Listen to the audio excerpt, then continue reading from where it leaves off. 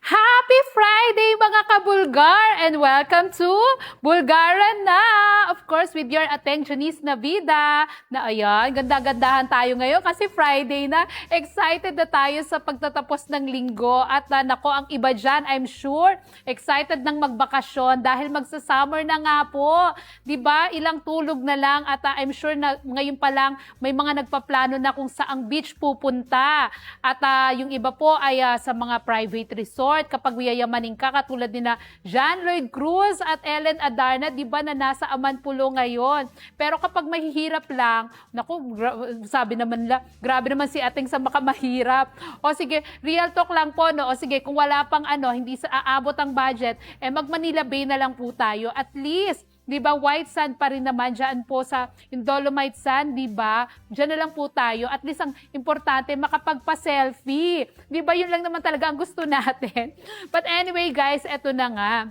Huwag na po nating patagalin ang mga isyong ihahatid natin ngayon dahil excited na po akong pag-usapan ito. Lalo na ang iinit. Kasing init ng panahon po talaga ang mga isyong showbiz ngayon. Dahil pagkatapos nga po, di ba, ng Alvin Aragon, pagkatapos ng Congressman Bong Suntay na pare-parehong pinagpiestahan sa social media. Naku guys, eto na naman po, may bago na namang nagba-viral ngayon. At yan po ay walang iba, hindi ko alam kung napanood nyo na rin, ang wow mali video, ang blooper video ng babaeng co-host ni Mr. Willie Revillame sa kanyang Willionario Show na si Elay Dalian. At kahapon nga po, nag-viral po ang video na yan dahil sa kanyang isinigaw na hawakan na ang tea! Oh my God! Buti na lang po tayo nakapagpigil pa. Pero atong si Elay ay talaga pong nasabi ang tea na nagpo-pertain sa male organ. Kaya naman, Diyos ko guys, lokang-loka talaga ang mga nakapanood. At sabi ko nga, talagang pinagpiestahan itong video niya. Ang daming nag-share dahil tawang-tawa sa pagkakamali nitong si Elay, 'di ba? Na actually naging point of argument pa nga ngayon na ito raw ba ay sinadya dahil baka gusto lang pag-usapan ng show at gumigimik ang show ni Kuya Willie Revillame, o ito ba ay sadyang pagkakamali lang talaga? Diba? May mga ganyan talagang isyong lumabas dahil dyan. Pero eto nga po guys bukod po sa isyong yan na hindi pa natin malaman kung talagang nagkamali lang o sinadya dahil wala pa naman pong sagot ngayon o official statement na inilalabas ang Willionario. Ayan, as far as I'm concerned parang wala pa akong nakikitang official statement na inilalabas ang kampo ni Kuya Willie Revillame. Pero eto nga po, bukod po sa isyong yan na pagkakamali, ginagawa rin pong issue ngayon yung naging gesture ni Kuya Will ng ambahan niya ng parang ng ganunan niya, ambahan ng parang suntok o something. Etong si Elay Dalian, siya nga po ay magkamali at nabanggit niya yung hawakan ng di ba? Na instead na sabihin niyang hawakan ng ticket. So ayun na nga po, naging issue po sa ilang netizens ang pag-amba ni Kuya Will na akmang sasaktan itong si Elay. Di ba naman, National Women's Month nga po ngayon, di ba pinagdaraos po natin yung celebration na yan. At ngayon pa nataon daw itong issue na to. Kaya naman, marami rin ang mga nambabash ngayon at nanghuhusga na naman kay Kuya Will o Kuya Willie Revillame. At isa nga po dyan sa mga hindi natuwa sa kanyang naging gesture ay itong si Tuesday Vargas na recently lang ay nag-trending naman din dahil sa kanyang pakiusap na bigyan siya ng show, 'di ba? Pero ang issue ngayon, itong hindi pagsang-ayon ni Miss Tuesday Vargas dito nga sa naging action ni Kuya Willie Revillame. At isa po siya sa mga nagpahayag ng kanyang pagkadisgusto. Nasabi niya mas na-bother siya doon sa ganong instead doon sa nagkamaling salita ng actor ng star dancer ni Kuya Will o co-host dancer ni Kuya Will doon sa Willionario, ay mas na-bother siya doon sa naging action nga or reaction ni Kuya Will doon sa kanyang dancer. At sabi nga niya, parang hindi tama, 'di ba, na ambahan ng suntok or something itong si Elay.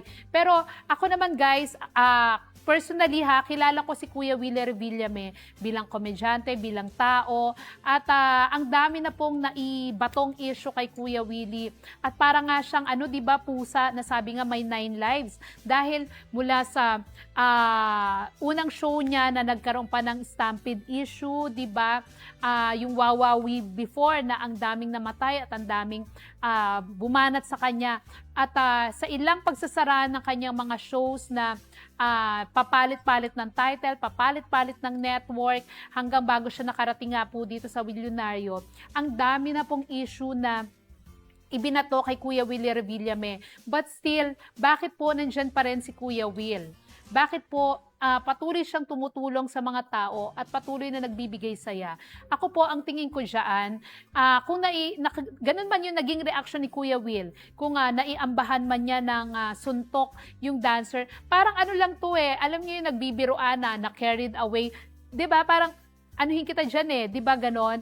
Siguro wala rin sa isip ni Kuya Will na babae yung nagsasalita or baka parang nagulat lang din siya yung kanyang reaction. Lahat naman, guys, nagulat, kitang-kita naman natin doon sa reaction, 'di ba, na kahit yung mga co-host nilang ibang babae, ganun din yung naging reaction. So feeling ko, hindi siya intentional. Hindi siya sinadya or walang masamang intensyon si Kuya Will para saktan yung babae. Parang lang yan immediate reaction, yung nagulat ka, 'di ba? Kung ano yung magagawa mo. Pero para husgahan si Kuya Will na masamang tao, unfair naman po para sa kanya. Kasi yun nga ang sinasabi, 'di ba? Bakit kapag may nagagawang mali ang isang tao, ang nakikita lang agad is yung mali niya. Pero yung mga nagawang tama, nagawang pagtulong, bakit hindi napapansin yun ng mga tao, 'di ba? Sana po ang tignan natin, kung sakali man nagkamali si Kuya Will para sa iba, I'm sure naman hihingi po yan ng apology. Kung ganun po ang tingin ng mga viewers, kung nahuhusgahan man siya, si Kuya Will naman madaling madaling kausap at madaling humingi ng apology dahil I'm sure siya rin, hindi niya talaga intention yan. Kaya ang sa akin lang po, 'di ba, sana yung mga nambabash sa kanya, intindihin din yung sitwasyon.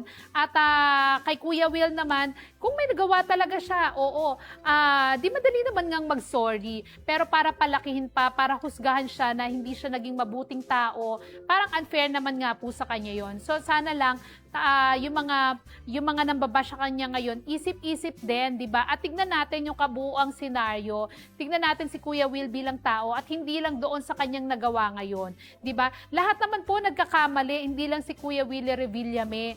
Lahat tayo, bawat isa sa atin, nagkakamali tayo. Ang mahalaga lang, yung marunong tayong tumanggap ng pagkakamali at marunong tayong mag-apologize, 'di ba? Yun lang 'yon. Kaya guys, sana after this, 'di ba, tapusin na yung issue at so far naman kasi kahit ang MTRCB wala pa pong nilalabas na statement kung ano po ang gagawin nila dito sa episode na ito ng Willionario. May mga nagsasabi nga na kauumpisa pa lang ng show, naku, mukhang masususpend na naman. Pero kung ganito naman po na hindi naman siya talaga sinasadya, 'di ba? At dahil nga po live 'yan, minsan may mga nasasabi talagang hindi natin intensyon, 'di ba? So sana maintindihan din po ng mga viewers. Total nag-sorry din naman si Eli na hindi niya po sinasadya yan. So move forward tayo, no? Wag na po tayong makisawsaw at palakihin yung issue na hindi naman na dapat. Ayan. Okay. So sa atin naman pong next issue, habang tayo ay nag-aabang ng mga comments dyan, may mga comments tayo, Shine, no? Ayan, mamaya ipapakita natin yung, babasahin natin kasi may mga nakikita na nga po akong mga nagko-comment dito. Katulad ng aking Mama Yoli de los Santos, happy viewing to all, sabi niya. At kay Ate Evelyn Navida, good afternoon, Ma'am Janice, watching from Santa Rosa, Laguna. Ayan, thank you, Ate Evelyn. Ayan, sa Happy Friday, Shine. Ayan, ang ating director, of course. At mamaya, kung may mga pabati po kayong birthday greetings, ayan, mamaya babasahin po natin yan. Pero ito muna yung ating next issue. Dahil finally nga po, after ng ilang araw na pinag-uusapan itong sex video scandal ng ilang mga aktor natin, finally ay nagsalita na nga rin po si Hil Cuerva at naglabas na po siya ng statement tungkol dito sa kumakalat na video scandal daw niya kasama ang mga aktor na sina Aaron Villaflor, Nico Natividad at Ron Angeles. Ayan. Basahin lang po muna natin yung official statement na inilabas po ni Hil Cuerva. Sabi niya po, doon sa kanyang official statement kahapon, "Hey everyone, I just want to briefly address the issue that had circulated online over the past few days. This will be the only time I speak about it, and I will not be commenting any further after this." Ayan, so wala na raw kasunod ha guys, kaya makinig kayong mabuti doon sa kanyang sasabihin. Sabi niya pa, "The video being shared online was recorded without my knowledge or consent during a private moment. The use of a hidden camera and the distribution of that recording are serious violations of my privacy and constitute a crime." So, malinaw naman po dito guys na sinasabi niyan at inaamin niya na siya yung nasa video. Wala naman pong pagtangge, di ba? Pero sinasabi nga niya ay krimen yung ganitong pagpapakalat ng kung sino mang kumuha ng video. Pero nagpapasalamat daw siya sa kanyang mga kaibigan at sabi nga niya, "Thank you to my friends and family who reached out with support during this time. And thank you to those who spoke up to defend my name." Isa na nga po dyan yung kanyang ex-girlfriend na si Lexie Gonzalez, di ba?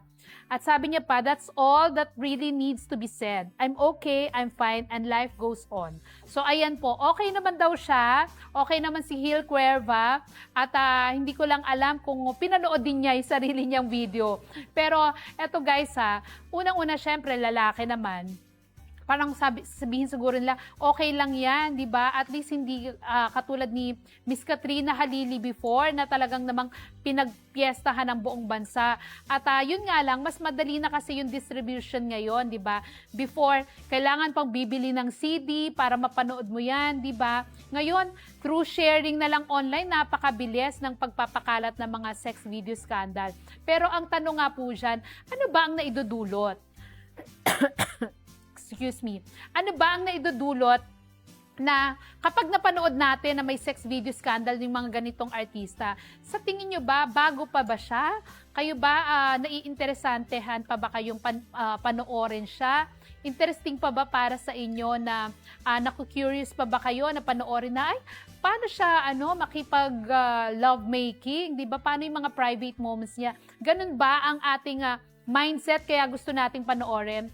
Actually, guys, ako po hindi po sa pagmamalinis, pero parang ako, nung kumalat itong issue na to, unang-una, sabi ko, bakit kailangan ko siyang panoorin? Anong something new? Ano bang makukuha ko kapag pinanood ko tong video na to? O, sabihin na natin, totoo sila. Siguro, iniisip ng iba or parang ang katwiran ng iba, hindi, gusto naming mapatunayan kung sila talaga yan. Okay, then sige, napatunayan nga. Ngayon nga, umaamin naman si Hil Cuerva, di ba? Although yung ibang aktor ay hindi umamin. Kaya masasabi natin, si Hil Cuerva lang yung talagang matapang na nagpakalalaki, di ba?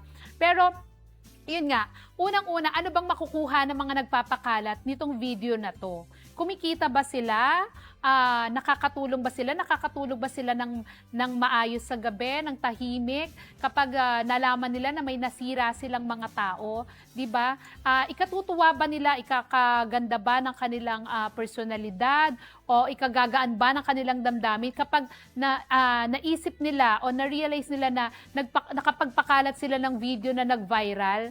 Di ba? Guys, hindi tayo nagmamalinis, pero sana bago natin isipin, di ba, na kumita or maging famous tayo dahil sa pagpapakalat ng video, isipin din natin yung magiging consequence nito, yung mga taong masisira, yung mga taong maaapektuhan dahil dito sa pagkalat ng mga ganitong private video. Nasabi nga po ni Hil, wala siyang consent, wala siyang permiso, at kung sino man yung nagkalat nito, syempre yun ang dapat managot. Pero doon sa kanyang inilabas na statement, obviously, wala pong paglilinaw kung balak niya bang magdemanda wala po siyang sinabing any action na gagawin niya.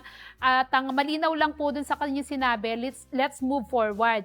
Pero ang isa pong issue na hindi sinagot ni Hil Cuerva ay yung kumakalat nga po ngayon na bakit may ganitong video. At sabi nga po, nung mga nakapanood ng video na to, ng 4 na sinasabing Big 4, diba? Hindi po sila sa PBB ha, Big 4 po dito sa sex video scandal na to. Ang sinasabi nga po, iisa lang yung babae na kasama nila doon sa naturang video. At mukhang itong girl ang di umano'y nagbabayad ng mga celebrities para makunan niya, 'di ba? Makunan niya ng video at may ganun palang balak na ipakalat, 'di ba? Or gawing biktima itong 4 na to. So yun po ang hindi nalinaw ni Hil Cuerva kung anong purpose nung video na yon, nakarelasyon niya ba yung babae or isa ba siyang biktima? Kasi kung totoong ganun po yung nangyari, na ang sabi nga po ay binayaran sila para dito sa video na to, 'di ba? Sana mabigyan niya ng aksyon at makapagsampa siya ng reklamo. Pero syempre ayaw naman din po natin siyang pangunahan dahil decision po niya yan. Ang sa atin lang, ang gusto po sana natin ay may masampulan, may madala, may matutunang leksyon from all of this, 'di ba? Actually hindi na po bago tong mga sex video scandal na to eh. Pero ang nakakapagtaka nga po, bakit meron at meron pa rin? From the issue ng sex scandal po dati ni Katrina Halili, dapat natuto na, 'di ba, ang mga kababaihan, ang kalalakihan, lahat tayo na bakit kailangan pa kasing kunan ng video kung kayo naman ay totoong nagmamahalan. Ano to, for parang exhibition or ano bang balak nyo, anong trip nyo, di ba? Pero sana naiisip nyo rin yung safety, lalo na nga po ng mga kababaihan. Pero ngayon ibang klase, pati mga lalaki na bibiktima na rin. So sana, di ba, ang sa atin lang, may maparusahan at may mangyaring aksyon dito sa isyong to at hindi naman puro lumilipas na lang at kawawa yung mga biktima, kahit pa sabihin nating mga lalaki yan. Nako, di ba ganyan ka-intense ang ating damdamin ngayon dito sa mga issue na to? Kaya naman, ang dami na pala nagko-comment. Ayan, say sorry and no one is perfect. Ang reaksyon ni Ate Evelyn kay Sir Willie Revillame. Matulungin si Kuya Will. Ayun, tama naman po at walang question doon. Ayan, good PM po, Ateng, sabi ni Mabel Veron. Ayan na, yung boses ko na naman, pag matagal na talaga nagsasalita. Hello, Mabel. Si Mabel po ang aking hairstylist. Ayan, thank you sa pagpa-plancho ng hair ko, Mabel. And si Chris Galvez, kila Ma'am Feli Fiesta po kagabi. O yan, di ba yung mga comments?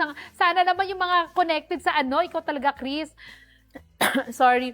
Yung connected dito sa ating pinag-uusapan. Well, eto na nga yung ating last topic ngayon. Follow up actually na lang itong last topic natin sa ibinalita natin kahapon tungkol sa pagsasampa ng kaso ng kapisanan ng mga social media broadcasters ng Pilipinas Incorporated na nasa pamumuno ng chairman at founder na si Attorney Michael Raymond Aragon.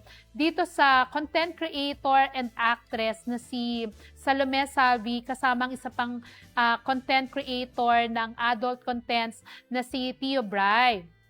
Ayan, kahapon nga po, di ba naibalita natin na sinampahan ng kaso sina Salome at Tio Bray sa Makati Prosecutor's Office ng grupong KSMDPI dahil sa umano'y mga paglalabas at pagpo-post ng mga malalaswang material, di ba, na napapanood ng mga bata na easy access for everyone. Kumbaga, walang restriction. Na kahit itong mga pang-adult content na to ay pwedeng mapanood ng mga bata through YouTube, through podcast, di ba? Through Facebook. So, ang layunin po ng KSMDPI ay para maprotektahan ang welfare ng mga kabataan natin na hindi po mapanood yung mga hindi pa dapat panoorin.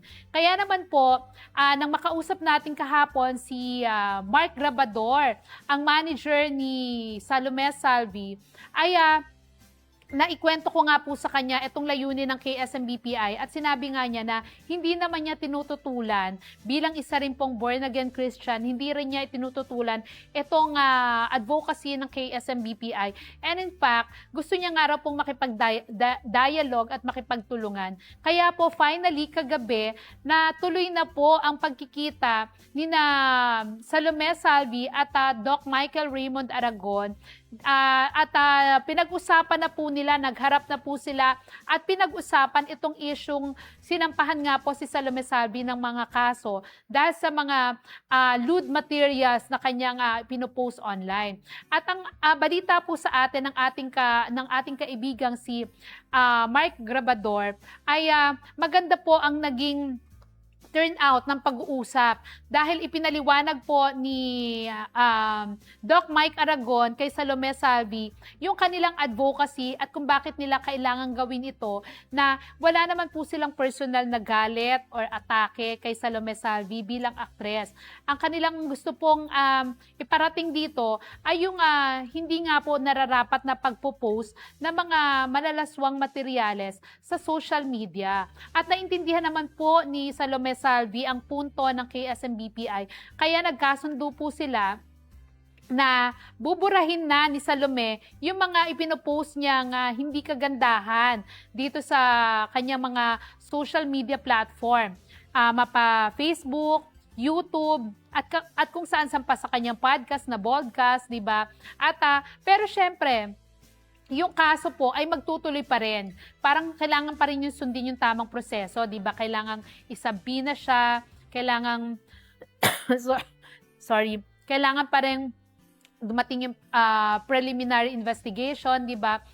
So, kailangan pong dumaan ni Salome Salvi doon. Pero ang mahalaga nga po ay napatawad na po siya ng KSMBPI at kung kailangang iatras ang kaso ay posible na dahil nangako rin siya na makikipagtulungan na siya dito sa grupo ng ni na Doc Mike Aragon para sa kanilang layunin na linisin ng social media.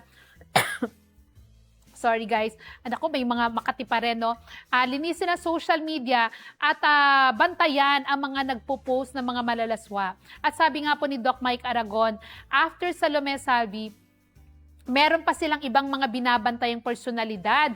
Kaya nako, wag pong magpakampante. Yung mga nagpo-post po dyan ng sobrang sexy, mahahalay, na halos yung kanilang flower na lang ang tinatakpan, di ba?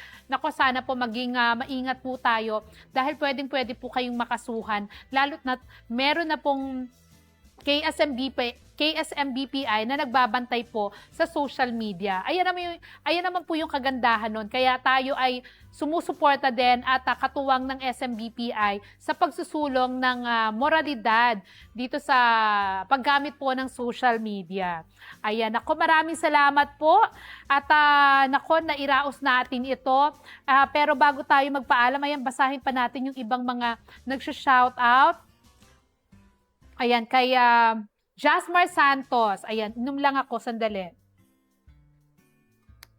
Pa-shoutout po sa mga taga Santiago City, Isabela. Congrats, Ateng, to your show. Araw-araw, pretty ang peg. Wow, thank you naman. Kaya lang yung ating ubo. Sana naman next week tapos na. Grabe po ang ubo ngayon, no? Ang tagal. At virus po talaga siya na kapag kumapit. Grabe. Sana naman matapos na siya this week. At ayan, yung iba po nating mga birthday greetings. Today, ayan, of course, belated happy birthday sa aking pinsan na si Ate Marie Sinense na nasa Morong Bataan ngayon. Few days ago na po yung kanyang birthday. So, belated happy birthday, Ate Maris. Ay, kaya Nanay Esther Lantaka, Tita, hello! Happy birthday sa'yo.